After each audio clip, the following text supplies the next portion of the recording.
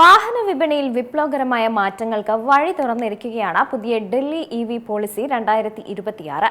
ഇതോടുകൂടി ഇലക്ട്രിക് വാഹനങ്ങൾക്ക് വൻ സബ്സിഡിയാണ് ലഭിക്കാൻ പോകുന്നത്. അതിലും തീരുന്നില്ല. റോഡ് നികുതി നൽകേണ്ട എന്നതും ആളുകളെ സംബന്ധിച്ച് ലോട്ടറി തന്നെയാണ്. പുതിയ ഇലക്ട്രിക് വാഹന നയം വരുന്നതോടെ പെട്രോൾ വാഹനങ്ങൾക്ക് ബൈ ബൈ പറയാൻ ഡൽഹി ഒരുങ്ങിക്കഴിഞ്ഞു. 30 ലക്ഷം രൂപയോ അതിൽ കുറവോ ഉള്ള എല്ലാ ഇലക്ട്രിക് കാറുകൾക്കും റോഡ് നികുതിയിലും രജിസ്ട്രേഷൻ ഫീസിലും 100% ഇളവാണ് നൽകുന്നത്. ഇലക്ട്രിക് 2 വീലറുകൾക്ക് 30,000 രൂപ വരെയും ഇലക്ട്രിക് മുച്ചക്ര വാഹനങ്ങൾക്ക് 50,000 രൂപ വരെയും N1 ഇലക്ട്രിക് ട്രക്കുകൾക്ക് 1 ലക്ഷം രൂപ വരെയും സബ്സിഡി നൽകും. 2028 ഏപ്രിൽ 1 മുതൽ ഇരുചക്ര വാഹനങ്ങളിൽ ഇലക്ട്രിക് വാഹനങ്ങൾ മാത്രമേ പുതുതായി രജിസ്റ്റർ ചെയ്യൂ. അടുത്ത വർഷം മുതൽ ഓട്ടോകളിൽ ഇലക്ട്രിക് ഓട്ടോറിക്ഷകൾക്ക് മാത്രമേ രജിസ്ട്രേഷനും നൽകൂ.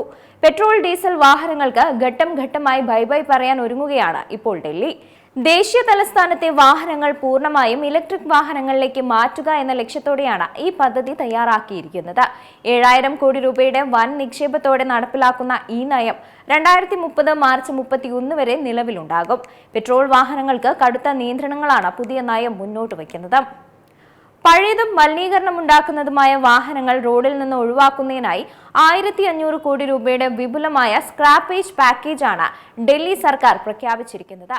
നിങ്ങളുടെ പഴയ പെട്രോൾ ഡീസൽ വാഹനം പൊളിച്ച് പുതിയ ഇലക്ട്രിക് വാഹനം വാങ്ങുകയാണെങ്കിൽ വലിയ തുക ആനുകൂല്യമായി ലഭിക്കും.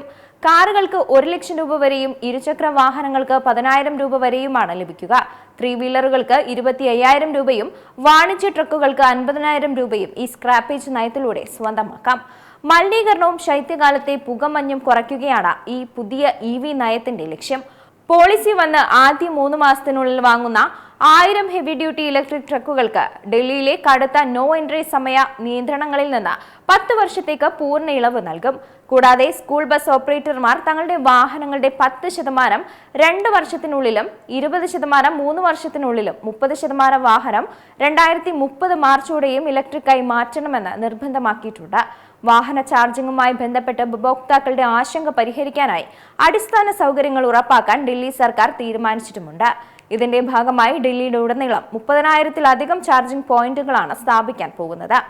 ഇത് ശരിക്കും ഒരു ചരിത്ര ദിനമായിരുന്നു. ജൂലൈ 1 മുതൽ ഡൽഹി EV നയം നടപ്പിലാക്കാൻ ഞങ്ങൾ ലക്ഷ്യമിടുന്നുണ്ട്. ലഫ്റ്റനന്റ് ഗവർണറുടെ അംഗീകാരത്തെ തുടർന്ന് ഈ നയം 2030 മാർച്ച് 31 വരെ പ്രാബല്യത്തിൽ തുടരുമെന്നാണ് മുഖ്യമന്ത്രി ഗുപ്ത പറഞ്ഞത്. അടുത്ത 4 വർഷത്തിനുള്ളിൽ ഈ നയത്തിന് കീഴിൽ ഏകദേശം 15,000 കോടി രൂപയുടെ ആനുകൂല്യങ്ങളും നിക്ഷേപങ്ങളും സർക്കാർ പ്രതീക്ഷിക്കുന്നുണ്ടെന്നാണ് മുഖ്യമന്ത്രി പറയുന്നത്. ഇതിൽ ഏകദേശം 7,000 കോടി രൂപ പ്രോത്സാഹനങ്ങൾക്കായി ചിലവഴിക്കും. കൂടാതെ 5,000 കോടി രൂപ ഇലക്ട്രിക് വാഹന അടിസ്ഥാന സൗകര്യ വികസനത്തിനും നികുതി ഇളവുകൾക്കുമായി നീക്കിവെച്ചിട്ടുമുണ്ട്. ഈ പരിവർത്തനത്തെ പിന്തുണയ്ക്കുന്നതിനായി ഡൽഹി സർക്കാർ നഗരത്തിലുടനീളം 32,000 ചാർജിംഗ് പോയിന്റുകൾ സ്ഥാപിക്കാൻ ലക്ഷ്യമിടുന്നു. ആവശ്യമായ അടിസ്ഥാന സൗകര്യങ്ങൾക്കായി ഇതിനകം സ്ഥലവും കണ്ടെത്തിയിട്ടുണ്ട്.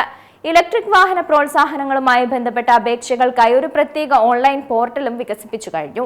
ഇരുചക്ര വാഹനങ്ങൾ, മുച്ചക്ര വാഹനങ്ങൾ, 4 ചക്ര വാഹനങ്ങൾ, N1 ട്രക്കുകൾ, ഗ്രാമീൺ സേവാ വാഹനങ്ങൾ എന്നിവ ഈ നയത്തിൽ ഉൾപ്പെടുത്തുമെന്നും ആനുകൂല്യങ്ങൾക്ക് അർഹതയുള്ള വാഹനങ്ങളുടെ എണ്ണത്തിൽ യാതൊരു പരിധിയുമില്ലാതെയാണ് ഇത് രൂപകൽപ്പന ചെയ്തിരിക്കുന്നതെന്നും ഗുപ്ത പറയുന്നുണ്ട്.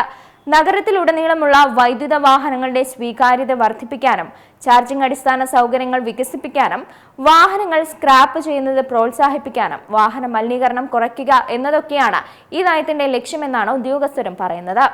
എന്തായാലും ഇപ്പോൾ പെട്രോൾ ഡീസൽ വാഹനങ്ങൾ വിറ്റഴിക്കാനുള്ള തത്രപ്പാടിലായിരിക്കും ജനങ്ങൾ.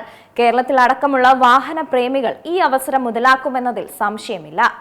ഏറ്റവും പുതിയ വാർത്തകളും വിശേഷങ്ങളും വിരൽത്തുമ്പിലറിയാൻ സീ മലയാളം ന്യൂസ് എല്ലാ ഡിജിറ്റൽ പ്ലാറ്റ്ഫോമുകളിലും ലഭ്യം.